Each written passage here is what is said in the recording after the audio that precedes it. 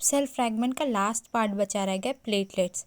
Platelets के NCERT और साथ में कुछ इंपॉर्टेंट पॉइंट्स हैं, और ये जिसमें पिंक टिक है वो एनसीईआरटी में नहीं है बट इम्पॉर्टेंट है। प्लेटलेट्स को बोलते हैं थ्रोम्बोसाइट। ये सेल फ्रैगमेंट होता है, मतलब सेल का टुकड़ा होता है, और ये एक मेगा कैरियोसाइट, एक बड़ा सा सेल होता है, एक स्पेशल सेल होता है, बोन मैरो में होता है, उससे टूट टूट करके बनता है।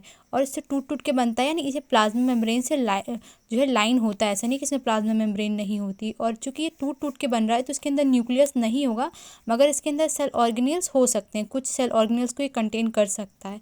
और इसका लाइफ स्पान 7 दिन का होता है।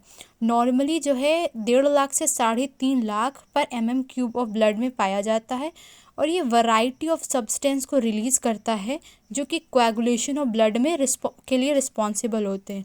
और इसके नंबर में डिक्रीज़ कर जाने से बहुत सारे क्लॉटिंग डिसऑर्डर हो सकते हैं, जिससे इसका नंबर कम हो गया तो ब्लड क्लॉट जल्दी नहीं होगा, जिससे जो है ब्लड लॉस बहुत होगा।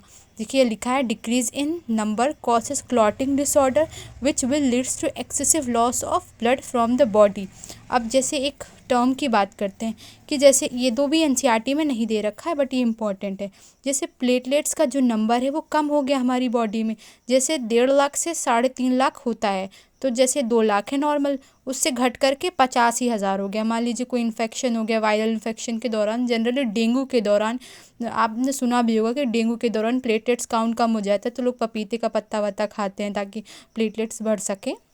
तो जस्ट ऐसे बोला जाए कि कोई इन्फेक्शन हो गया या वायरल वगैरह या कुछ हो गया तो इसका नंबर कम हो गया, इस टर्म को बोलेंगे थ्रोम्बोसाइटोपिनिया।